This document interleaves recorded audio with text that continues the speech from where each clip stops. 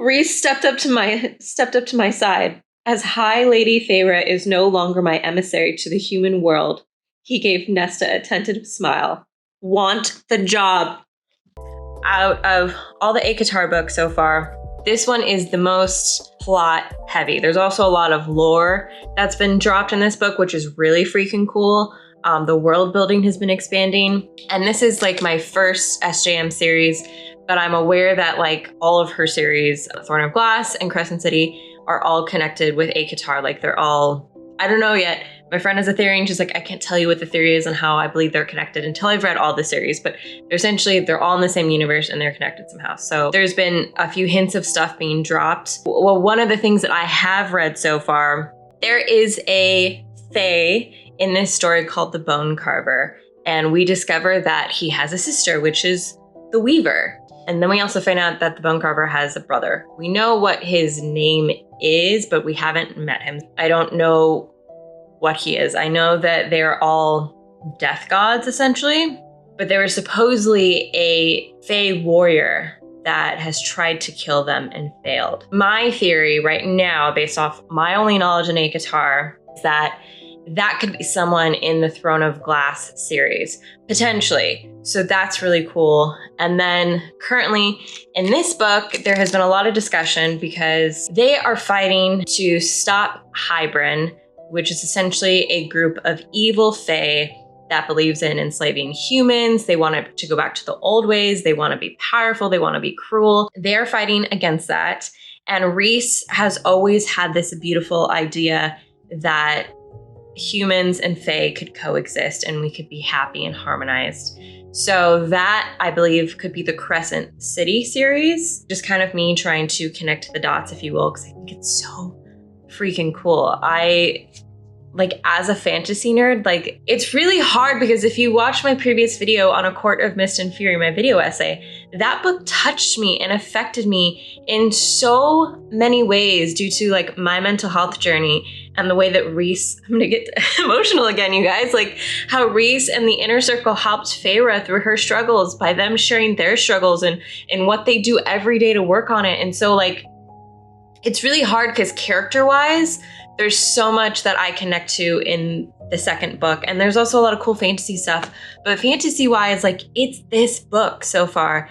And it is, like, blowing my mind, learning about the world. So look at all these tabs, you guys. Like, I mean, so much is being marked right now. So I'm literally at the point where they are about to go to a meeting with all of the High Lords because they're trying to get as many of the courts to be on their side in this war they have to fight against Hybern because they are completely outnumbered and I am terrified. Like, I know they're all happy dandy, like alive at least in this book, but like what trials and tribulations and sufferings and horrible things are my beloved characters gonna go through? I have been nonstop stressed out and crying in this book, and my dear friend Paige, she's like, it doesn't stop. And I'm like, I didn't feel like it was going to, and I know it's just gonna get worse. I'm very excited for them to go into this meeting with all the High Lords, especially because they're essentially taking their masks off and they're gonna be completely themselves. They're not gonna pretend like they're evil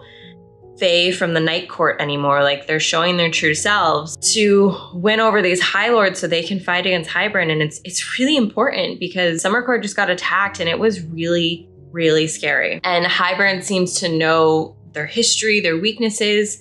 Like, there was a scene where Feyre and Nesta got attacked in the library in Valaris, and it was horrifying, didn't expect it. And the fact that they have this magic called Faebane, which essentially, like, it makes your powers mute. You can't use them, they don't exist. It locks them out completely. And they've been using it a lot, and it's really scary.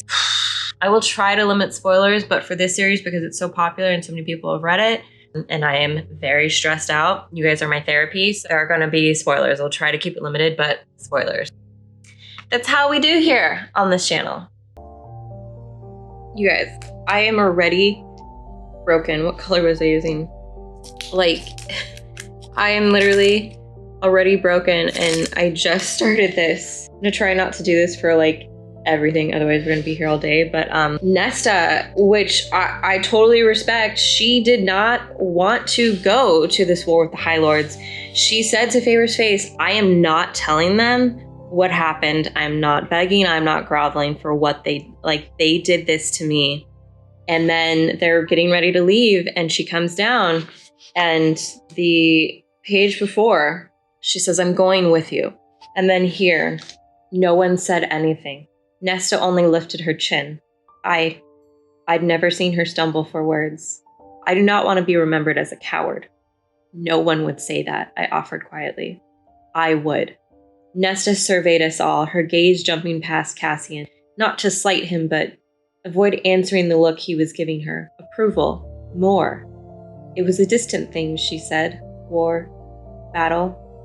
It's not anymore. I will help if I can, if it means telling them what happened. And then Feyre says, you've given enough. And then I know Feyre is gonna, I'll read it and whatever happens, but just hearing that push from Nesta, because she asked Feyre, why did you go to the battlefield at Summer Court without question? And Feyre's like, because they needed help. And she didn't even second guess that. And is growing so much. I can't wait to get to her book. And guys, it's literally crazy how I just talking about the moment that I felt affected Nesta, and then Sarah fucking brings it up. You went off to battle for a court you barely know, who barely see you as friends. Amryn showed me the blood ruby, and when I asked you why, you said because it was the right thing. People needed help. Her throat bobbed. No one is going to fight to save the humans beneath the wall. No one cares, but I do. She toyed with the fold of her dress. I do. Oh! Rhys stepped up to my side. As High Lady Feyre is no longer my emissary to the human world, he gave Nesta a tentative smile. Want the job.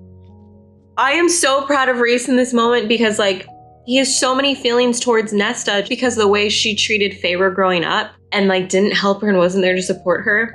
And I feel like Nesta is starting to realize a lot of these things.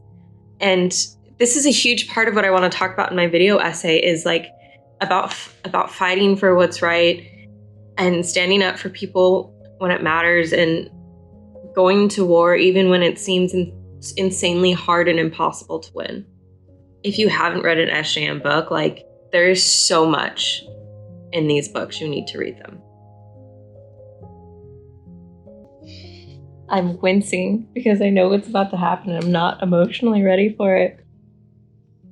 All of the High Lords have arrived at the meeting and they're about to start talking, but one High Lord has not showed up. That is Tamlin.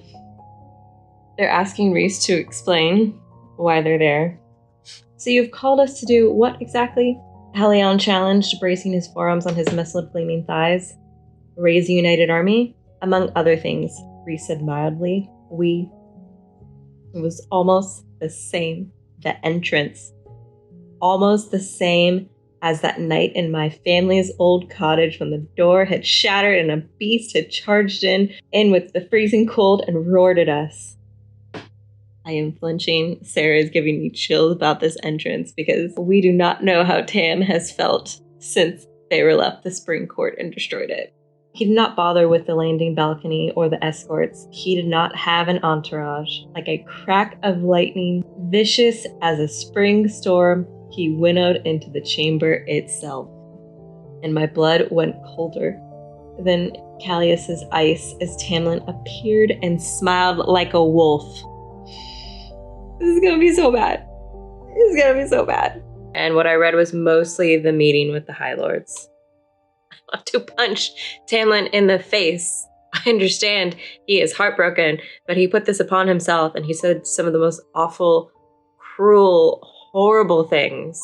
But plot-wise, I was terrified that they just got attacked, which they kind of did, but not directly. But Hybern has officially used the cauldron to shatter the wall. I know it's gonna all be downhill from now. A meeting was already stressful because of all the awful things they were saying to Rhys and things he had to sacrifice and how they don't know what he went through. And It was funny though. They all made bets about who would start a fight first, and Az was the first one who started the physical fight. And then I like that Feyre was next. There's this beautiful moment that Rhys and Tarquin had where Tarquin's like, why did you come to defend our city? And Rhys choked up and he's like, because that's what friends do. And he literally tells Feyre in A Court of Mist and Fury that he could see himself being friends with Tarquin, but because he had to steal from him the other half of the book to help save them in the war, he had to burn that bridge, and it killed him. He sort of got this opportunity back to prove that he is a friend. So crazy how, like, because Nesta's made from the cauldron, she knew like something was wrong, but they couldn't tell because it's like an outside threat. So like I said, I read 70 pages out of my 100-page goal, so tomorrow I'm hoping to read more. But it's bedtime now, so I have to go to bed, leaving off on like the most impossible cliffhanger. I'm so stressed, you guys, and I'm feeling all the feelings. It was so, like, I say rewarding in a way, the sense of how Sarah gave it to us. The serial knew it was being tracked by the cloak that stupid Iante, which I will get to that, gave to the serial in order to track Feyre. Came when it knew Feyre was looking for it, knew it was being tracked, knew that it would be killed, all to help Feyre. And it tells Feyre, always been kind to me. But that's not necessarily why the serial has always helped Feyre. And Feyre realizes the serial is a dreamer. Like them, like everyone from Valaris, tells Feyre to leave the world in a better place that you found it. And that's when Feyre realizes the serial was also a dreamer. The serial also tells Feyre, stay with the High Lord. And that's when Feyre realizes the serial this whole time has been talking about Rhys, but the serial says again, continue to stay with him and you will be safe. And just like the way Sarah has built this up since ACOTAR, she did it in threes, and on the last three we got it, and then exited out the serial's character, and it's such good writing. Feyre stays with the serial till they take their last breath, and it reminded me of when Feyre stayed with the Fae that died in Tamlin's home after Amarantha had taken its wings, and it was just so beautiful. And that's one of the things I love about SJM, is that you'll be reading a moment that reminds you of a previous thing that Feyre or someone else has gone through, and then immediately Sarah brings it up because the character feels the same thing that you're feeling. I feel like that's such smart writing. We know now that Feyre and Amren and Nesta and Elaine are all connected to the cauldron because they were made. They are different. They are the same but different than the rest of the Fae. And because of this, Elaine gets kidnapped, and the scene where Feyre and Asriel go to save her, it's so epic and bone-chilling and done so well. And at the end, when Feyre brings up the Nephil philosophy, and the weakness, though, hadn't been her wings, but Tamlin. And he saved her in that moment so she could fly away, along with taking all the beating from the other beasts. And obviously, we know that Tam was there to be a spy, but I'm angry at Tam. I have so many issues with him. He's been so hurtful and cruel, and he's done some of the most unforgivable things. The fact that Sarah is writing a redemption arc for him shows how good her writing is, but also she put these moments in here of him realizing how much he's messed up and wanting to make up for it. I really like that. Probably a lot of other stuff that happened, guys, but this is the whole reason why I couldn't do a reaction, because there's so much going on in this book. And Sarah is so good at it. If you've ever read a Dan Brown book, I feel like his books move at like 1,000 miles per hour, but he still manages to tell you and describe you exactly how the room looks that you're in, all the art, the actions happening at the same time, the rush of emotions. You understand each character and what they're going through. And that's exactly what Sarah does in all her books, but more specifically this one because it's so plot-based and she's moving so fast through it. Everything's earned. Everything is grounded. Wow. Feels like a masterpiece in fantasy writing. So they saved Elaine, and they're now at the point where they're realizing what they have to do. And Rhys kind of makes a speech saying, what kind of Fae are we going to be? Are we going to be separate courts? Or are we going to come together as one people and protect the mortals, the humans, and be there for them? And all the other High Lords decide, yes, they are. And they're willing to die for them. And there's a speech Feyre makes that I want to read to you guys. So Feyre is saying we need to winnow as many humans as we can before they start their battle with Hybern, or before Hybern gets there. Callias thinks that it's a waste of time to waste their energy on that when they need it for battle. Feyre says, it is no waste, I said. One life may change the world. Where would you all be if someone had deemed saving my life to be a waste of time? I pointed to Rhys. If he had deemed saving my life under the mountain a waste of time, even if it's only for 20 families or 10, they are not a waste. Not to me or to you. Vivian was giving her mate a sharp, reproachful glare. And Callias had the good sense to mumble an apology.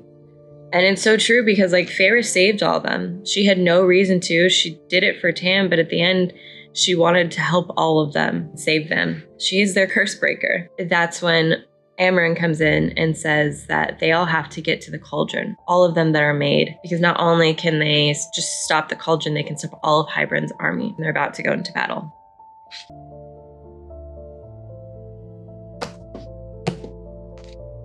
I finished it, and I'm exhausted. The amount of crying that happened in those last 100 pages, like my brain is still processing everything. And even in these moments as I'm trying to recount what to talk about to you guys, there's only a few things that is like standing out because I still need to process. I will say though, 2 things. This book, like as a fantasy lover, this book is everything.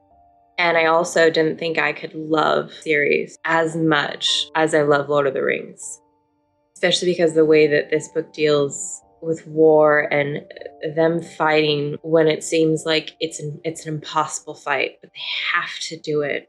They have to for what it stands for, because Hybern does not deserve to win. They do not deserve to destroy these people, to enslave them, to torture them. There's a speech that Rhys gives. Do you want the inspiring talk or the bleak one? He said. We want the real one, Amren said. Rhys pushed his shoulders back, elegantly folding his wings behind him.